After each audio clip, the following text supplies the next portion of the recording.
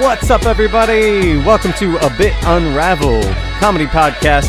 I'm your host, Ryan Hansinger, and let's get into it.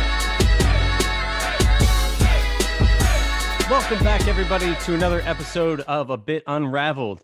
Happy to be back with you guys. Happy to have you here. I'm very excited for our guest this week, so I'm not going to waste a lot of time. Let's get right into it.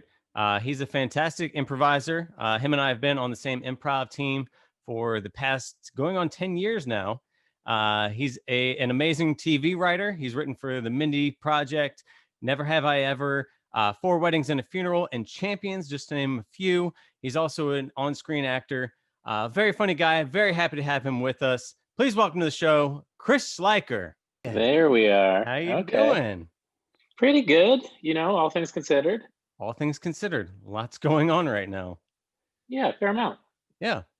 For instance, it's Friday, so that's a good place to start. You got Friday, plans. huge. Weekend plans are always on the people's minds.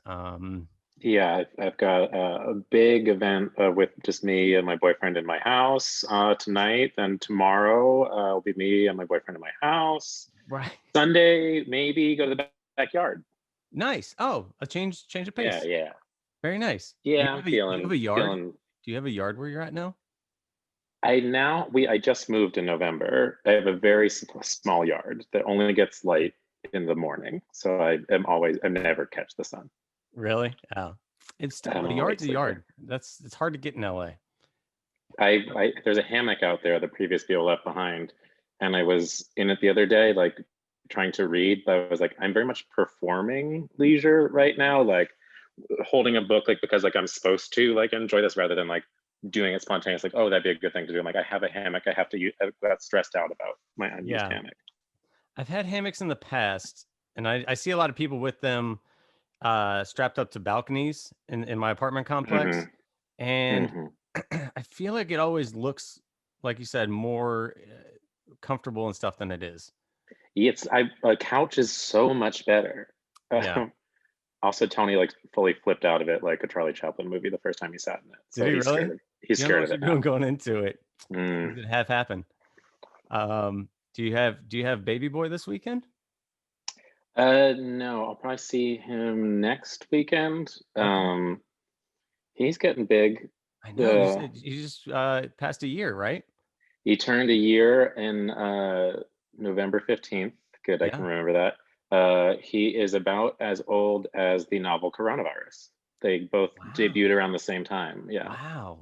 So and Baby Yoda's around the same age. All three of them are really going through the world together at the same age. Yeah, it's beautiful. It's nice to have companions. Cool.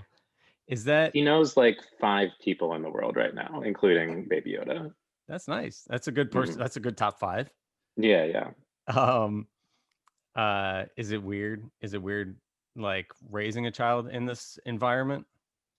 Yeah, I mean, luckily I'm just like a helpful donor dad who comes in and like plays with him with his mom and stuff. Okay. But so I don't have to do any like real heavy lifting rearing a child wise. But yeah, I mean, he's a little baby who doesn't get to really experience much of the world, but has a beautiful, he's a little bit like the child in the movie Room, but a happier version of that. Yes, a slightly larger room. He goes on walks in the park and stuff, but like actually he's lucky to like experience it this year of your life. You could choose one year to experience a global pandemic. The year you will have no recollection of it all is a good one. It's a good year. Yeah. At least he doesn't feel like he's wasting it. Yeah. That's cool. Well, it's good to see you. It's been forever. I don't think we actually got to see each other when I got back. I'm trying to remember. Yeah, there was a show we were supposed to do together because we famously do the most deranged improv scenes together. Yeah. We're 2 people. Both of us have a crazy idea. Yeah. Well, each one of us will step out and do their crazy idea, and rather than yes-anding, the other person will say the crazy idea they also had planned, and we'll try to make them fit. Yeah. And it's good. And then magic happens. Yeah. That's then. Yeah. Is what we hope for. Is what we hope for. Has to stress out about how to fix it. Yeah. We're notorious for that. we're like, yes, and but also is Yeah. our preferred method. I'm the accountant on this spaceship. That's pretty weird to say in the middle of this beauty pageant. And then we get a beauty pageant on a spaceship, and it becomes a weird, the interesting accountant has scene. wandered into. And then Chad comes in and kills us all, and picks one of us up. he slinks hurts over his someone's shoulder. back. Yeah, the fireman's carriers have to be ready for it at any moment. Any moment, yeah. Yeah, I talked to him a little bit about that with his wrestling days, and that's definitely, he brings all of that into improv. You just got to be ready for it. You got to be. I used to drop into the splits all the time in improv, and like I've been slowly losing my flexibility over the years, but I've injured myself many a time during the scene. Well, you're super flexible, because, well, I mean, as I know, and you've used to do figure skating, which is probably where you got the flexibility, or like trained that flexibility. Yeah, do you still skate in like obviously not this year, but do you ever do like the down at Santa Monica or anything? It's a weird thing because it's like hard to do leisurely. First of all, I was a pair skater with my sister, and she's a country away from me. But also, like, it's this, like, I'll go like once a year when there's not a global pandemic. And it's this thing where my brain can do every jump, every spin the same that I used to, but like my body has changed. And it's this like reminder that we're all like slowly headed for the grave, like like the things I can't quite do anymore. I remember I went to the rink in Burbank and like was warming up, laced up everything, and like going around the rink, and there was this like 16-year-old kid doing like triple combinations, and I was like, well, I'm gonna show you what grandpa can do. And then like 3 jumps in, I threw out my back, and then someone else came to be like, are you the new coach here? And I was like, oh, I got old. It's fine. But what's I like that you still try the jumps. Like, I thought maybe you would just go leisurely do it, and just to feel the skates on and like feel the ice. But you're actually like, I'm gonna do some jumps again. Yeah, I mean, there's a thing where like during the winter, like it'll be fun to go like skating at a rink with like tons of people, and like I want to go do what I used to do, not just like go in a circle around and around and like have to dodge people. And it's a bit like when I was a competitive skater, I used to refer to it as like when people in the winter want to go skating, it's like asking a like commercial fisherman to go fishing on the weekend for fun. It's like, this is what I do all the time, dude. Right. But I always enjoy it when I can, but I'm the just the guy trying to stay up for the most part. I do okay, but I'm not like, I'll try the 2-footed jump, you know, that where like you could jump over a broomstick. A bunny hop. A bunny hop. I could do that, but that's about the extent of it. But I enjoy it. I enjoy. We went on a Mindy Project retreat in Vegas during the winter once, and there was the ice rink we went to, and I secretly packed one of my old costumes to wear, and like Mindy filmed me doing a spin in the middle of the ice, but through the background of the scene, our showrunner Matt is like bent over on like a little like seal crate thing for toddlers, going so slowly through the back of the frame while I'm like spinning in the center. That it's an Instagram vid that gets brought up a lot in the room. That's amazing. That's awesome. I think juxtaposition. What's that? Juxtaposition in comedy. Right, exactly. That's my lecture that I'll give with that video playing. Yeah, there we go. Well, with that, I do want to segue a little bit and talk about your writing path and stuff, because it's fascinating. You started a while back with the Harvard Lampoon. Which I found an old article recently which deemed you most interesting, Harvard's most interesting. I was one of Harvard's 15 most interesting seniors. Yeah, that's most. It's better than graduating summa cum laude in my book. Right. It was seen as interesting because that was the time period where I had just been president of the Lampoon. I had just been on Jeopardy, and I had my ice skating past. Oh, and I was in the Hasty Pudding theatricals too, like their big drag musical. So like all of my interesting things happened in like 1 year. So I had a really good case. Yeah, I didn't know you were on Jeopardy, and I was like, oh, that's fascinating. That's awesome. It was while I was in college, I did adult Jeopardy. Yeah. Yeah. I lost by $2. No, really? Yeah. You'll never forget it. Damn it. Was that when you wrote it in too? And you're like, I'll bet $102 that I can get this. Yeah, well, so I was leading going into that final question. And when you're winning, you can guarantee that you win if you get the final question right by just betting enough that if the second place person doubled their money, you have $1 more. Yes. So I did that bet. All three of us missed the question. And the third place person had done a super small hedge bet where he won by $2, knowing that I would make that bet. Because the first place person usually makes that bet because like pretty like, as long as you don't hate the category, it's like, yeah, it was celebrity marriages too. I was like, oh, I'm gonna get this. And that guy won 7 games, so good for him. Yeah, good for him. Good for him. Now with I was trying to like look at the difference. So the Harvard Lampoon was the initial like the founding basically company of a magazine of National Lampoon. Yes. But National Lampoon no longer exists, correct? Yes. I think it ended in 98. That or so. Then it lingered on. Okay, so the Harvard Lampoon was a comedy magazine at Harvard, started in 1876. It was sort of based on Punch magazine in the UK.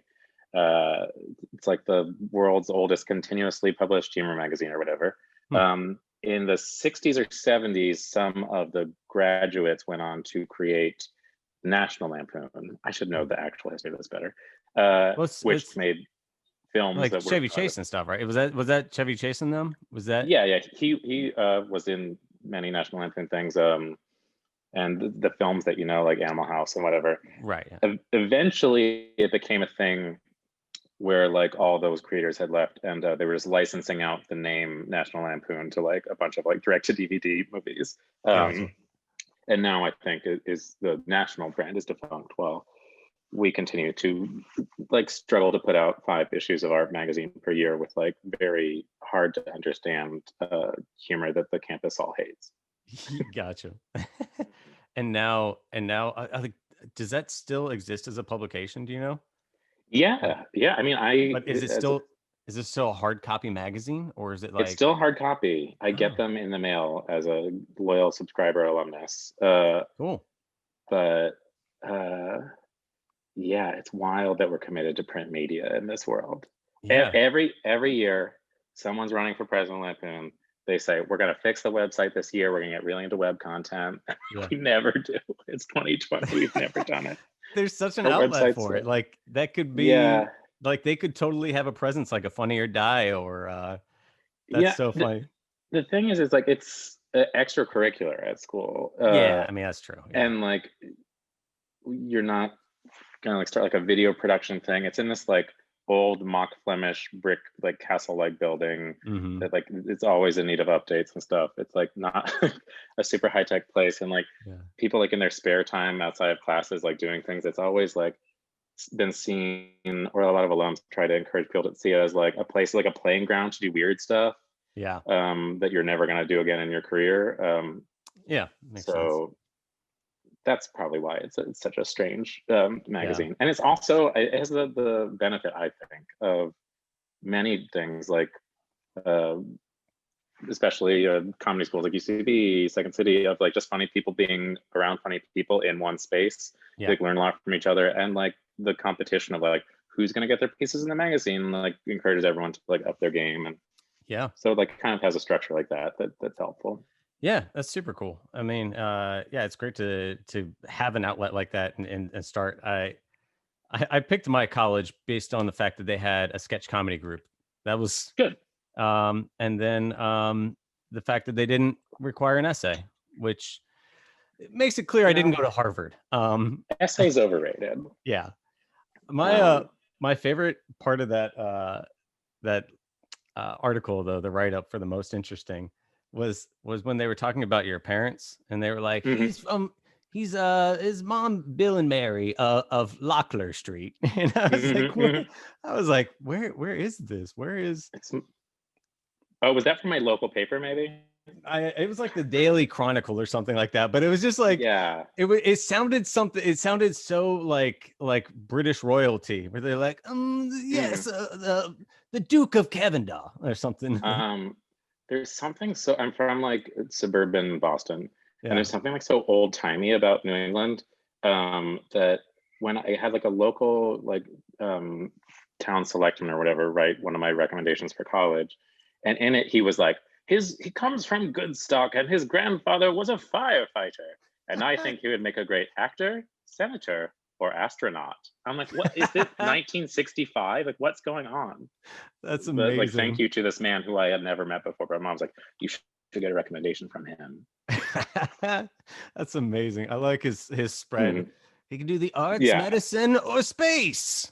Yes, that's amazing. space. Um, so now moving from there, so like obviously you moved to LA, and you know, Mm. we met doing improv and stuff, and shortly Mhm. after, like pretty soon after that, you got into working on the Mindy Project. Um, Yes. now a lot of different writers. I've had several writers on this show. I've obviously like know many writers throughout my experience here in LA and stuff, and everybody definitely has like their different path to getting into to stuff like that. Did you? I don't think you went the assistant route at all. I believe like you did the what's it called? Shoot, but you sent like the sample, like correct? Yeah. I was a little bit plucked from obscurity. I had been like an intern assistant for Sacha Baron Cohen when I first got out here, through Mm. some alums who were writing a movie for him, needed someone to go get lunches for them and whatnot. So I had tried that sort of path, and I was doing UCB stuff with you guys and Hmm. trying to create humor online on Twitter and stuff. And sort of through a confluence of all of those things, Mindy became aware of me. One of her or two of her writers were Harvard guys who were vaguely aware of me and like my Mm. Twitter account, and she started following me. Tipper, who was in our improv group, Yeah. and I've done many shows with at UCB, she auditioned for the pilot of the Mindy Project, and she was one Mm. of the finalists to play the secretary. So they really liked her.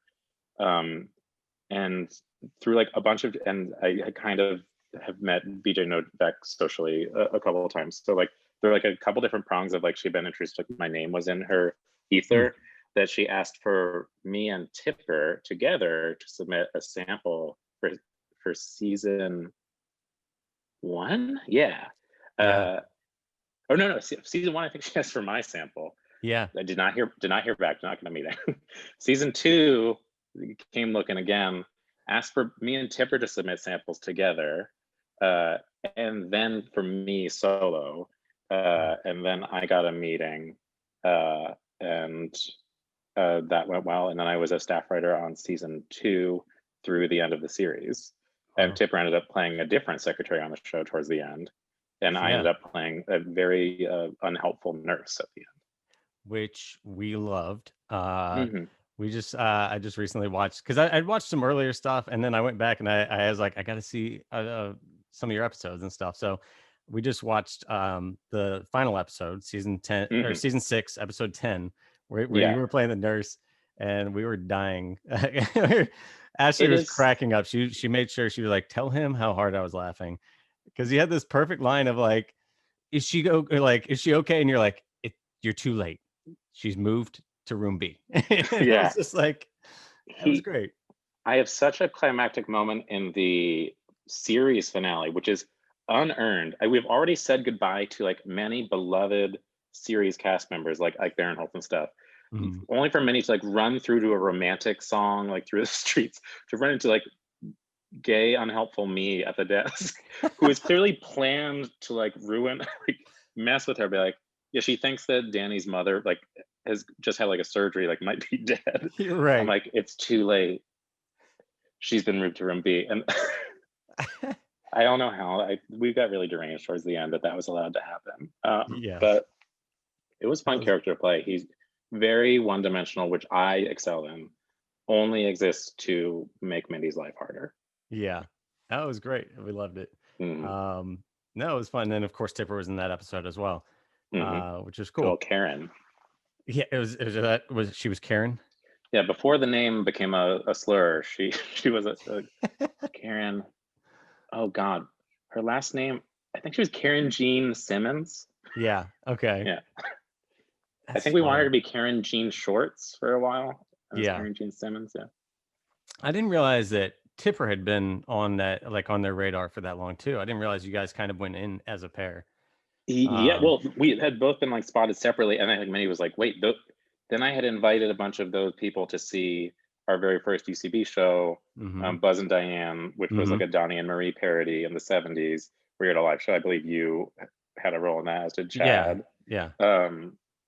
So like, wait, these two people that we like and know differently, like work together and write things together. Like maybe they're a writing team, which like we kind of had to like fudge, and then like I think they realized Yeah. we weren't actually like a TV writing team. We like write live live shows at UCB, whereas I was more on the TV writing path.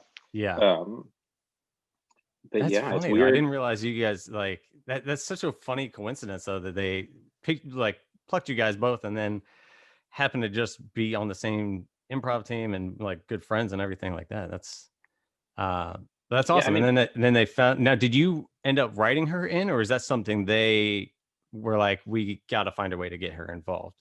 for a long time, because Mindy loves Tipper, there had been like, we got to find a part for her. And then like one season, I think we just like literally like brainstormed like what would be a good part for Tipper Yeah. on the show, and it was the new secretary around the office. Yeah. And she was great at that, and got to be with Fortune Feimster on the show, which was, they Yeah. were such a funny pair.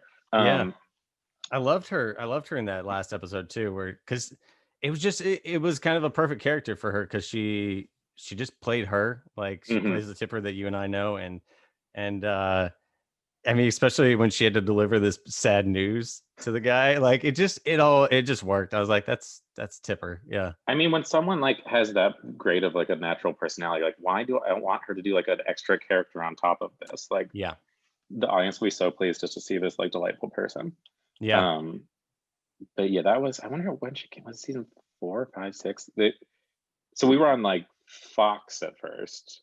Mm-hmm. I was there for like 2 seasons, got canceled, got brought back on Hulu, Mm-hmm. and Hulu made us do it. Not made us. It was, I'm very grateful to people who are great people. Yeah. But we did 26 episodes in a row for our season 4 rather than 13 episode seasons, which is like nowadays like the most unheard of long season of all time. Yeah. So like when you're breaking episode like 18 out of 26, you're like, okay, there's a baseball game and a new secretary's in town. Like, Yeah. Do you find that I mean, is that a whole lot? I mean, it's got to add so much to it because you notice in some of these like longer seasons that you get these filler episodes and stuff like that. Because I mean, you come out with a season arc yeah, and but to have a season arc of 26 episodes or something, that's got to be. the difference is like in 10, you can pretty much know every story before you start. Like at least have broad strokes. Like this is happening here, this here, this here. Mm-hmm. And now with like the way they run rooms, like you'll frequently are done with the episodes or almost all the episodes by the time you start. In a 26, 24, 22 structure, you're just like trying to get a head start with like some scripts, and then you're going to start filming, and then you're going to be racing the clock like as you keep filming and you're writing scripts the whole way through. So you have like the series, you like know when where the season's probably going to end, and some like tent poles in between of like big breakup here, the office explodes here or whatever. Yeah. But like sometimes you're like, we got to stretch to get to that point or like compress. So Yeah. I like the 10 episode structure a lot, so you can like know where we're going. But like, Sure. it did always feel a bit like when we were comparing comedies that were doing like 24 to ones that were doing 10, it's like it's a different genre almost. Like, Yeah. you're not like at like the SNL level, but like the amount that you're, and not to say it's like rushed or anything, but you just don't have that time to like sit and like make sure. Sometimes you're like, actually the one good thing about it is the season is long enough that sometimes you get feedback from the audience about like how they were feeling about a character, and you could like turn the ship like while the season was still going. Whereas now it's like, oops, you don't like that guy? Well, he's going to be in every episode. Yeah. I mean, that is interesting because then it's like, I feel like there's in a longer one there. I mean, I should ask, but like, do you feel like there's more opportunity at all for people in the writing staff to jump in and say, I have this crazy idea. Like, It doesn't have to necessarily fit the whole storyline, as long as I don't screw up the storyline. But Yeah, to do like those fun one-off episodes of like, I want to go play laser tag, I think that'd be a fun episode. There's definitely room for episodes that like have no like huge plot purpose. Like kind of sometimes with 10, you're like, okay, we only get to tell 10 stories. Like, is like I put a whoopee cushion under her seat like really worthy of one of these 10? Yeah. When you're like, we need episode 19, man. Yeah, let's follow this. Let's follow get that that whoopee idea. in here. Let's follow the fun of that. But yeah, I mean, pitching stories is like so collaborative that like everyone's ideas, I think, are pretty welcome if it will spark a good story and discussion. Yeah. And that kind of leads me to another question I've had, because I've listened to other podcasts and talked with other people about like the different roles in a writing room. Because I feel like there's a lot of different, I don't know, there's different ways you can contribute. You know, you could be the guy who's really good at taking notes. You could be more of an idea generator who's tossing out ideas, but doesn't necessarily, maybe isn't as good at following through or executing. I mean, I don't know if you could talk about some of these different roles, or like if there's a one where you think you thrive in. I mean, the stereotype in a comedy room is that like you can get pigeonholed as a story person or a joke person, and like some person who's better at the big picture ideas and the serious stuff, and like act 2 like needs a turn here, or like that's expected, or and then the joke person who's like pitching the very funny jokes for the dialogue for the characters and like very useful in punch up. And I definitely came from the world of being a joke person. I think that was like what stood out in my samples, because at the Lampoon it was like very much like how many jokes like per line are in like a piece, like almost like too dense to read. Like it's such a bizarre thing. But like, and like Twitter, which like is a great place for jokes when it's not like stoking the rise of fascism around the world, was also like a good training ground for like short little jokes. So especially as a first year writer, like a staff writer, story editor, you're not coming in to be like, Mindy, you're wrong about this story. I really don't think they should break up here. You have to be more of like a Yes Anderson on story and be like, okay, like I love that idea is great. What if this thing also happened on that? Like, but the place where I think the playing field is the most level, like across all seniority, is jokes, because the funniest one is going to get in, unless you're in like some weird super political room. So that was the way for me to get like my stuff in the earliest, I think, was to like just be like on my game and like ready and like trying to pitch a good joke constantly to get in the script, and then you'd be like so proud when I like made it to the table draft and made it to air. And I've become better at story as I've gone on, but like I definitely came fully from the joke person camp at first. Yeah, I mean and I feel like everybody, like any young writer, would have to try to figure out like, how do I fit in? Because it's like you don't want to overstep your bounds, but you want to make sure you're contributing, and it's just like finding out, how do I play a role and make myself usable? And I don't envy. I just had like blind confidence, like unearned, that like now looking back at it, like I'm terrified for myself in that room. But it's a hard thing to balance as a first year staff writer, because we always tell people like, listen more than you talk, like read the room, like you don't want to be that person who's talking over people who are more senior. But also I've seen people be so freaked out and so scared they like didn't really contribute enough to warrant being rehired. So it's really like finding your moments to get in and where your value is. And I mean, I was like rooting for you to succeed. Like that's the thing. Someone told me like after I was so much a writer that I wasn't really going on auditions anymore, but like the thought that when you go in an audition, like they're rooting for you to do a good job and solve their problem. Like it would be amazing for them if you came in and did the best job. Like, so like also as a staff writer, like when you pitch, like everyone wants it to be good. People aren't like, oh, I know this is going to be bad. Like we want to go home. We don't want to like order dinner. Like, please let this pitch be good. So when you talk about, I mean, you don't have to audition, which is a fun thing. Cause like, well, I don't know, maybe you do, but like, how do you, cause you've ended up in a lot of episodes that you've worked on as a writer, but like, are you auditioning for these, or is it something you kind of write yourself into, or you make that suggestion? The very first time I was on the Mindy Project, actually, I wasn't the nurse. I was a receptionist for a brain surgeon named Chip. And he had like 3 lines. I was like, welcome to like the Center for the Criminally Insane, something stupid. And I was like, I need to find a moment when I'm like secure enough where I feel like I can act, because like I was like SAG eligible, so I could be on the show, but I didn't want to like waste like my one opportunity on the show on something that would like, get cut or be stupid. So like there was plot importance to the part. I like had a joke in it, and I asked Mindy and Matt, our showrunner, like, "Can I read for it?" Because I'm like, I'm not gonna like, "Can you give it for me?" And they're like, Sure. "Okay." So I had to drive out to Santa Monica and read for it against everyone, and I got it. But they were like, "Yeah, you were the best." But like, it was a way of proving like, "Hey, I don't think I am just like owed this. Like, I want to like show you and like the casting people, like they're not just like, because some shows have like thrown all their writers on and you can very much tell like, oh, this is a writer cameo." You're So I right. wanted to like set myself apart from that. But after that, yeah, Mindy was like, oh, we gotta like get you on the show in some part. And we like invented Nurse Chris and Nurse Guy. Guy Brannon was another writer on the show who that's my first appearance with us together, gossiping around the hospital. And Guy comes back again, I think, in a couple more episodes. But then that was just, those were fun and they kept recurring. And I've been on now all of the shows I've worked with Mindy, I appear at least once. I'm like the linking character in the universe. And several nurses now. Like you're typecasting yourself as a nurse. I was a nurse in Champions as well, and he was also named Nurse Chris. Yeah, and it like was like weirdly like linking the universe in a way that like broke everything because like Mindy's in both as different characters. Yeah. And at one point it got cut. Anders like, Nurse Chris. Like, this is not essential for him to be saying like my name. So that got cut. Was filmed. And then on 4 Weddings and a Funeral, I am briefly in a hot tub. They cut your part of No, I'm on the show, but they cut Anders calling me Nurse Chris. So I'm credited just as nurse. Gotcha. So okay. So it could believably be a different person. Same personality. And then on 4 Weddings and a Funeral, I'm briefly in a hot tub on a fake reality show, like Love Chalet, which is like Love Island during the winter, as like a British person with like tattoos named Chris.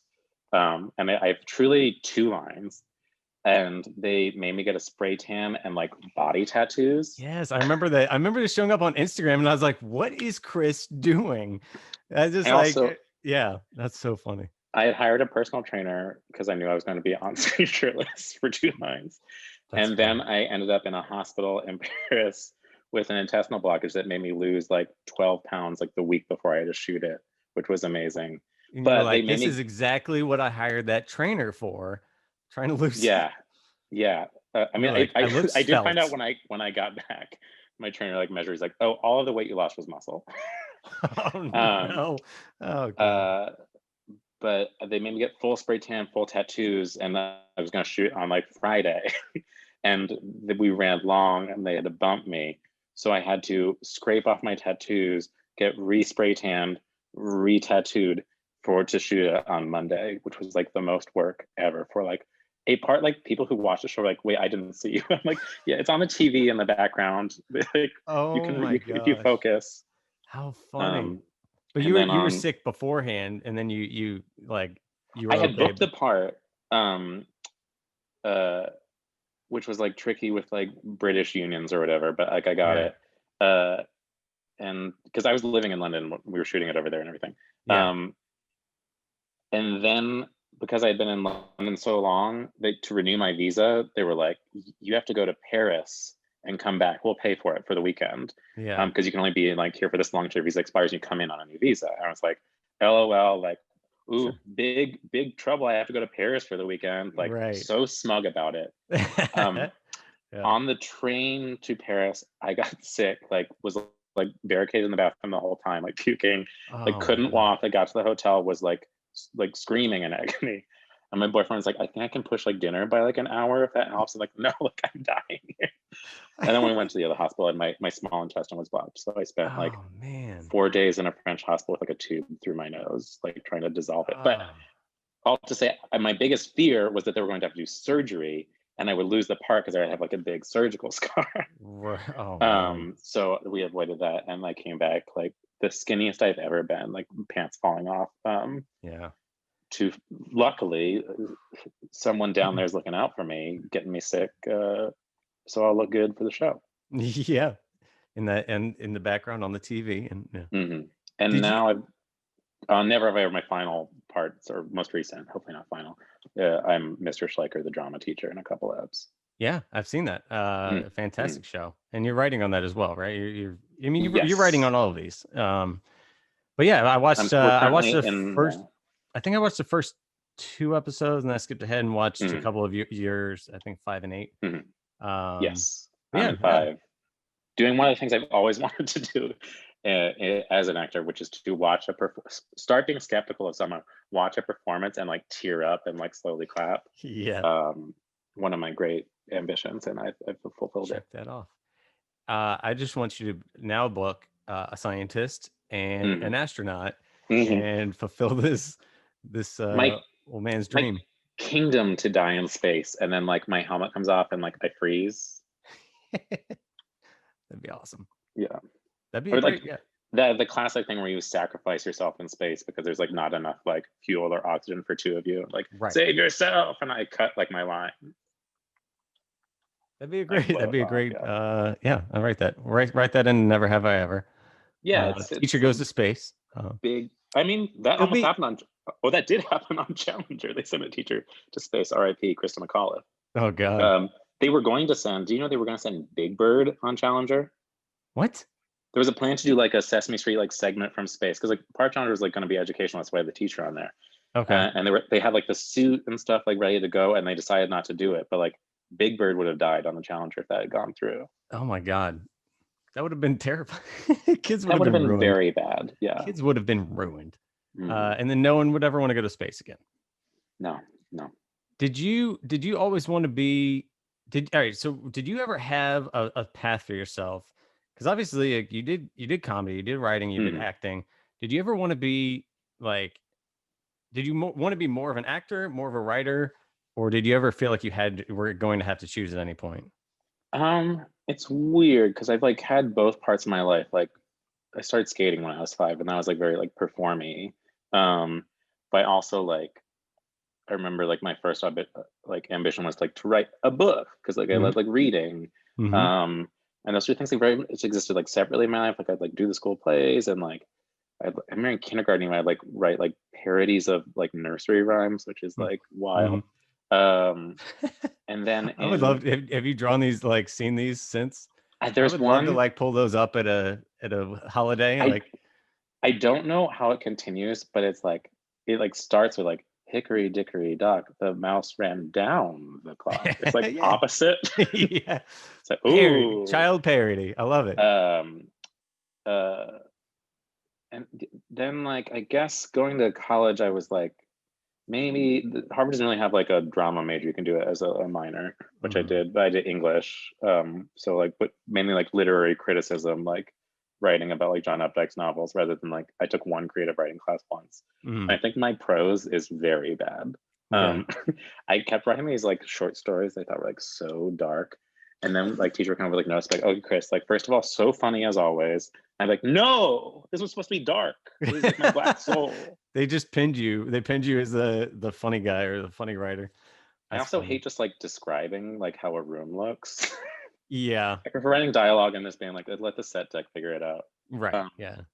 But in college, I kind of fell into comedy writing through like, well, spite. Because my roommate was like obsessed with the Harvard Lampoon in high school. And when he came to visit, I'd like gone to see and stuff. So he was going to an intro meeting there. And I went with him. I'm like, oh, this is funny. I'll try out. And the first semester of trying out got rejected. As is almost everyone, takes usually several tries. And I was like, oh no, you can't tell me I can't get into the comedy thing. So it took 3 semesters of me trying and becoming obsessed with getting in to do it. And then once I was there, I was like, started to, because you don't really think much about TV writers as like a profession, I think, growing up, or you didn't used to. Or maybe I'm So I like had learned about alums who gone on to work for SNL and The Simpsons, and like being like one step removed from people who had done it. I was like, oh, wait, that's actually a cool job. But when I moved out to LA, it was definitely like I was wanted to try writing and acting. It's kind of, I felt like if I was ever going to get into things, it was probably going to be writing my own parts. Yeah. Which is very much something I admire about Mindy. Created like her own play that Matt and Ben, they got her noticed and got her on The Office. And lots of people have been like, yes, someone who has my personality or looks like me or isn't traditionally a lead, maybe I have to create the thing that I'm perfect for. Oh, that's cool. I didn't realize she'd gotten her like some recognition off of a play like that too. Her first, or not her first play, but the play that she blew up from was her and her friend this play Matt and Ben, where they played Matt Damon and Ben Affleck. Oh, you know what? I have heard about this. Yes. Yeah. Yeah. And yeah, all it takes is something like weird and buzzy like that to get you kind of like, no, it's like who are they? What do they do? What, and like having your specific point of view out there. Yeah. But I mean, yeah, I'll take being an actor every day. Writing's hard. I hate doing it. Yeah. It's so hard. I mean, it's got to be. It's got to be. I mean, it's definitely, I think, the harder of the two. But I don't know. Doing really good acting is hard. Doing my kind of acting, so easy. Right. That's all I want to do. I just want to be me on screen. I don't want to do. I don't know. We have Meryl Streep for that. Yeah. I'm here to be a nasty gay nurse who is going to ruin your day. Right. Like we've been watching The Crown and watching John Lithgow on The Crown, and he is a comedic actor who's playing very serious roles as Winston Churchill, and I admire it. But right now, I just want to be the Third Rock guy. Like, you know, I just like I want to be goofy. I want to be myself. That sounds fun to me. In college, I would weirdly in plays get cast in like the most serious dramas as the villain. Like that is like the one thing I can lock into in a drama. Is because like I think like all villains are like a little bit funny. Like yeah. It's so funny to be like so obsessed with doing bad things. Like, yummy. I love funny bad guys. One of my favorite funny bad guys is Andrew Scott. Oh yeah. From Fleabag, but then he was in Sherlock as a bad guy, and he is fantastic. He is such a funny villain that like I would love to play a funny villain. I think that would be that would be so much fun. And they're fun to watch. Yeah. They're so fun to watch. They just enjoy it so much, but then like, they just the fact that they have time to like make jokes while they're like trying to carry out this evil plan. I don't want to like play any villain who like you then see like a flashback and you learn that I had like a rough childhood and that's what made me what I am. I want to be like a psychopath who just like wants to like blow up the world and live on the moon, like James Bond. The world domination. Not. I have a huge laser. Like yeah. There wasn't anything twisted. You just have high aspirations in the wrong direction. Yeah. I like that. That's the James Bond. James Bond usually has some pretty funny. I feel like they're clever for sure. Yeah, they've gone a bit more towards becoming like Jason Bourne movies recently with Daniel Craig, which like many people love. They're entertaining. I love where they were in like the 70s, where it was like stupid gadgets, like silly situations, pun names, like like that's what makes James Bond. It's like the Austin Powers of it all. Like it's like a little bit silly, and I like when James Bond is like kind of spy who like doesn't like to get dirty. He's like, oh, I have to do this again. You're right. Totally. He'd rather be in the casino, rather be having sex. Like, does not want to. Why am I even doing this? Yeah. Whereas Daniel Craig, I believe, like really wants to like fight for justice. Right. Yeah. I totally get that. And you're right. I miss like the Odd Job who like threw his hat to kill people. Yeah. Like, that was his murder weapon was a bowler hat. Like Mayday had like iron butterfly. She like threw down like the Eiffel Tower. Like, yes. Give me that. Yeah, I feel like I'm trying to think of like the more recent James Bonds, and I think it's mostly just guns. Yeah. There was like they Blofeld, they brought him back, Christoph Waltz, like, and like they're not bad, but they're not as silly. They don't have the goofy henchmen. They're like three-dimensional, which is like good writing. It's just as I said earlier, like I prefer flat, evil, like Jafar and Aladdin. Like right, yeah. That's funny. But you're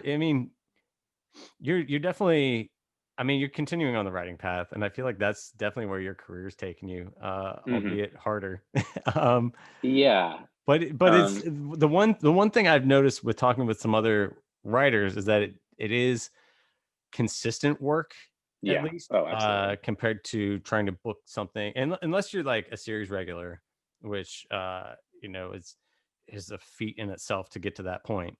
But it's like unless you're a series regular, you may book something at the beginning of the year, and again, not the rest of the year or something, you know, but it's believe me, it's a great gig, and like you're surrounded by some of like the funniest people. Like being in a room sometimes is such a joy when it's like when it's good and like you're all riffing on stuff. It's like so fun. Like, but also like it is like a job and like it is hard and like you're there at like midnight sometimes like trying to crack a story because like the old story got thrown out and like it's not. I don't want. There's like a portrayal of it like on when you see like TV writers on television like they're like throwing like paper planes at each other. Like I mean, it's so much not it. Like it's just all goofing off and hard job.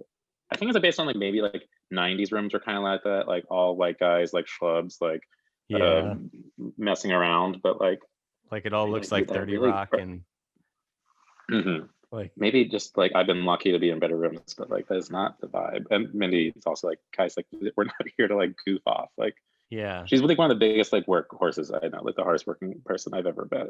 And I mean, you have to be. I mean, the amount of work she's put out is incredible, and she did so much to pave her own way and stuff. That I mean, she's constantly working on stuff. Now she's attached to, or is she the head writer of Never Have I Ever? Or is she's the creator of that, correct? She co-created it with Lang Fisher, who's the mother of my child, which is like this web I know like everyone is connected. How funny. Kind of based on experiences in both of their childhoods. And they're both, she comes to the room a lot more than you would think for someone who has like so many shows and movies and books, like is instrumental in like breaking story 1 through story 10. Wow. And now wait, is the mother of your child also a writer then, or is she yes in that world? Okay. I met her on the Mindy Project. We started the same season 2, and we had the same agent. So she was like, "Oh, you guys should get to know each other." And 7 years later, we have a child. Holy cow, that's crazy. So that's weird serendipity. Yeah. Oh, how interesting. And yet now, Mindy is producing a pilot that I'm currently working on for Peacock about that experience of having a child as a gay man with your friend. Yeah. It's such a fascinating idea, and it's such a unique idea to do. I'm excited to see where it goes.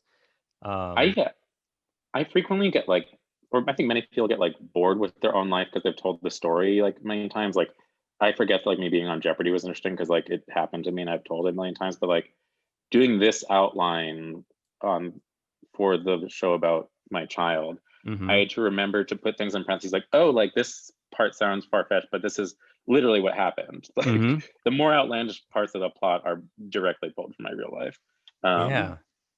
Isn't that funny though? Like there are things that I feel like I've run across that in things where people are like, oh, that's not real, it's too far-fetched, and you're like, no, but it happened. Like this is, or even like just telling a story in general or something, they're like, that's crazy. You're like, no, this happened. I shouldn't have to edit it because this is what happened. And I've even changed it from my real life. Like I made them like not be people who work together because like, whoa, that would be like an HR issue. I'm like, oh, was it? Because that's what we did. How weird though. Like how weird do you have to edit your own story? Because it is. I mean, it's almost a biography or an autobiography of sorts. I also don't want, but you also don't want to make it like one-to-one. Like the character is like similar to me but different, and her character is quite different from her. Just because like I think if you show it in real life, we like get along and like not a ton of dramatic things happen. Like the most boring episode of a sitcom would be the most exciting day of your life. Right. Not an incident these people go through. Totally. Yeah. I mean, you do. And then that's probably smart to separate it early. Otherwise, it's going to be harder to split those hairs down the road. But you also like, I'm pre-editing myself like, oh, like I hope like my parents don't think like these characters are based on them. Like I've fully gone off the rails like there. Like, or like any like the character that is like my boyfriend, like that's not you, Tony. But everyone's gonna think I'm like making digs at semi-autobiographical stuff is like a viper's nest. Yeah. You know, champagne problem to have. Yeah, I totally get that. Just other writings and sketches and things like that. Is it about me? And you're like, no, it's not. All right, well, who's this person? It's literally made up. It's like Yeah. I mean, people want like stuff to be, it's like so exciting, like, ooh, based on a true story. They do. I can't But tell you to the how many point where times. frequently they'll assume a character is based on you, or like has the same point of view as you, where frequently I think we need to like allow, like, hey, frequently like the writers, like, we think our main character is doing a bad thing, and it's good for that character to like make those mistakes, like, ooh, she treated her boyfriend that way. Do the writers think that everyone should treat their boyfriend that way? Like, no, she's a fallible person, she makes mistakes. Yeah. I think that's the place to show that kind of stuff too. Like Hmm. it's good to show people falling so and doing horrible things sometimes, so you could point out and be like, that's a horrible thing. I Hmm. feel like people don't Yeah. get that sometimes. I've seen that in shows where they like got a backlash, and you're like, no, they're just pointing out a bad thing. They're not okaying it. They're just shedding light on it. I mean, you have to be careful and make sure that the show in some way has a point of view character who is like calling out that behavior, or the person themselves understands it's wrong, or like, because there is that problem sometimes that people identify with an anti-hero so much. Like on Hmm. Breaking Bad, like everyone was rooting for Walter to the point where Yeah. people were sending like death threats to Anna Gunn, who like played his wife. Who, if you think of things from her point of view, she's like entirely in the right. Like her husband is like ruining their life, but Right. because you're so like want him to get the things he wants and she's standing in his way, it's like, oh no. So Yeah. there are, like, okay, you have to think about, like, even when you are pointing out someone's wrong, like people can latch on to that. You can be like glamorizing something. Definitely. Definitely. I always found it interesting when I was doing certain stand-up jokes where like I would fabricate certain things to make it funnier, and then people Yeah. would like be like, "Oh my god, I can't believe that happened." I'm like, that didn't Yeah. happen. They're like, it would just not be as funny if I told it exactly as it did happen. Yeah, I think people, you gotta like peel when you pierce that illusion for anyone, like it really bugs them. I It's know, so, because I I mean, would get there's people that come up afterwards and they're like, "So did it? Is this the way? The way it happened?" And I'm like, "No, just don't ask." And like, you forget people's like level of TV literacy, which like who cares about like entertainment? Like no one should have to know the insides and outs of our job. yeah, But like there are people who like get upset when they realize like the actors aren't coming up with the lines themselves. hmm, Um, or like think that each writer writes for a different character. That's a common misconception that's like so wild. Like, what character do you write for? And like, oh, how that would be interesting. such a weird way to write a show. Yeah. Oh my god, that'd be Um, fascinating. Well, why are or you like when writing you, for that character? You should be writing for that character. Yeah. the one that really bugs people out of the industry the most, I think, is like when you point out like how fake reality has to be. Like, hey, they're not just like having cameras set up at this restaurant and like happening upon, they like set up to get coverage of both sides, like probably had to repeat this conversation in different ways. Like Deal probably had like beats of what was supposed to happen. Like, no, no, no, no, no, don't. It's like Santa Claus. It's like, Right. Yeah. okay, yeah, Yeah. you know what? I was wrong. Actually, it is all real. So Yeah. Oh my gosh. No, where are you guys being held up at all with the development of this new show with everything going on with COVID and stuff? Or is that almost giving you ye- more opportunity to write because other things are on hiatus? yes and no. It's like the timing has been weird. It took a while to get like the deal done, but like I have a new draft in that I really like. But we're filming season 2 of Never Have I Ever right now. Right. Yeah. So like I've been on set for that a lot. I was like the on-set writer for most of season 1, which is another thing I've graduated into and I've had to learn. Like Cool. first many seasons on many product, I was fully like divorced from being on set, just like in the room, right. And like Yeah. seeing like on set, like, oh, this doesn't work. We have to rewrite it right now. We have to Oh, nice. give some acting notes with the director to make sure like, oh, that wasn't the way we intended that joke to go. But Do you like being on set as a writer and stuff? Do you feel like you get a little more hands-on with it, or just a new experience? it's just different. I think on set is just like the thing is it's grueling. Like you're there for the 12-hour day, start to finish, watching the same scene be filmed over and over and over again. Yeah. But it is a really, I think it's good I'm there as like a writer slash actor, because it is a job of both like being like a able to rewrite a joke real quick and able to give acting notes and able to think about larger production things that you kind of have to grow into it. And it's quite stressful because sometimes I have to like make a decision on something on the fly that could Hmm. have when I was, especially when I was in London covering set, there was like no one is awake in the US. I have to like, the director is asking if we can technically cut this scene because we won't make the day. And I'm like, I don't feel like I should be able to authorize this, but the book stops with me right But now. Okay, we can cut the nobody's scene. awake. Yeah. Yeah, I was like texting Tracy Oh, Wakefield, right? Like, I think the storyline works without the scene. We really need to get the day. Oh man. So like good pressure situations, but like yeah, the room is also a great place to be. yeah. But yeah, we're in the middle of Oh, production good. right now on season 2, on a little hiatus right now because of there's a global pandemic. Is there But now? hopefully we'll be able to finish that sometime. Are you guys on the early stages of season 2, or are you guys pretty far into it? We're almost halfway through. So okay. maybe we'll release like a half season and a half season, like 10-15. Yeah.